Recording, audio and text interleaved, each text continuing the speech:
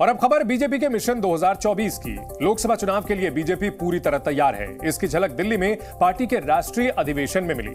चुनावी रणनीति को धार देने के लिए हुई इस बैठक में पीएम मोदी ने एक बार फिर अब की बार 400 पार का नारा देकर सियासी पारा चढ़ा दिया। इस दौरान उन्होंने कांग्रेस को जमकर कोसा, उस पर संगीन आरोपों की झड़ी लगा दी और पार्टी कार्यकर्ताओं से 370 सीटों पर कमल खिलाने के लिए तन मन धन से जुटने को कहा।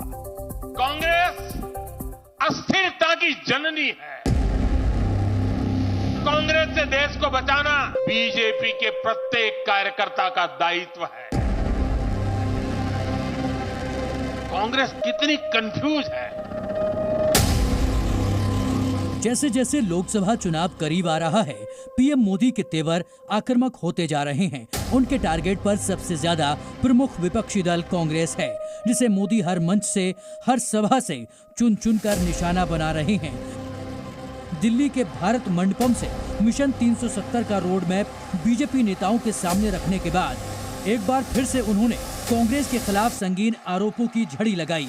करीब 65 मिनट के भाषण में उन्होंने भर भर कर कांग्रेस को सुनाया, एक एक कर उसके कसूरों की फहरिस्त सामने रखी और कांग्रेस की नीतियों को देश को नुकसान पहुंचाने वाला बताया। साथियों, कांग्रेस से देश को बचाना, देश के हर नागरिक को बचाना, हमारे बच्चों का, हमारे युवाओं का भविष्य बचाना बीजेपी के प्रत्येक कार्यकर्ता का दायित्व है। इसके बाद पीएम मोदी ने कांग्रेस पर 10 बड़े और संगीन आरोप लगाए। पीएम मोदी ने सबसे पहले कांग्रेस को परिवारवाद की जननी बताया, फिर उसे तुष्टीकरण, अस्थिरता और भ्रष्टाचार की जननी तक की संज्ञा दे डाली। उनके हमले का सिलसिला यही नहीं रुका।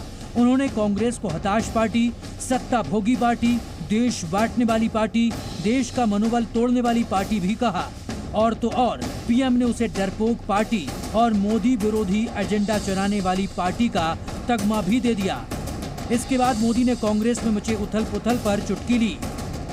कांग्रेस में लड़ाई चल रही है और बड़ी तगड़ी लड़ाई चल रही है, लेकिन मजा यह है कि सिद्धांतों की नहीं चल रही है, योजनाओं को समझ में नहीं चल रही। कांग्रेस पर ताबड़तोड़ हमले में जुटे मोदी के तरकश में आज ढेरों तीर दिखे। उन्होंने एक तीर से कांग्रेस की दुखती कई रगों को निशाना बनाया। मोदी ने 70 के दशक की अस्थिरता को लेकर भी कांग्रेस को कटघरे में खड़ा किया और आरोप लगाया कि उसने उस दौर में हर सरकार को अस्थिर करने की कोशिश की। चौतरफा हमलों का सिलसिला यही नहीं थमा। मोदी ने कांग्रेस पर साजिश वाला गठबंधन बनाने का आरोप लगाते हुए कहा कि कांग्रेस के पास विकास का एजेंडा ही नहीं है। कांग्रेस के पास विकास का एजेंडा नहीं है, फ्यूचर का रोड मैप नहीं है। ये देश को कभी भाषा के आधार पर तो कभी क्षेत्र के आधार पर बांटने में जुटे हुए हैं। पीएम मोदी के ताबड़तोड़ हमलों के बाद कांग्रेस ने भी पलटवार किया और उनके दावों पर सवाल उठाए। सब कुछ कहने का हक है।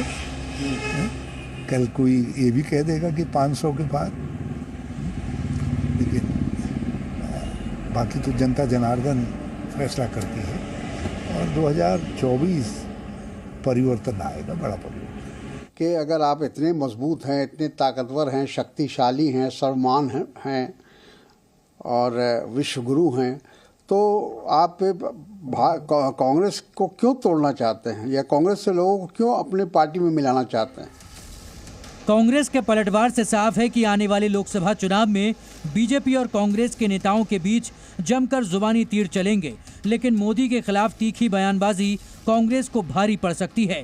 बीते कुछ चुनावों में तो यही देखने को मिला, जब मोदी को निशाना बनाने की कांग्रेस की कोशिशें जनता को नागवार गुजरी और उसे मुंह की खानी पड़ी। 2007 के गुजरात विधानसभा चुनाव में तत्कालीन कांग्रेस अध्यक्ष सोनिया गांधी ने मोदी को मौत का सौदागर कहा था।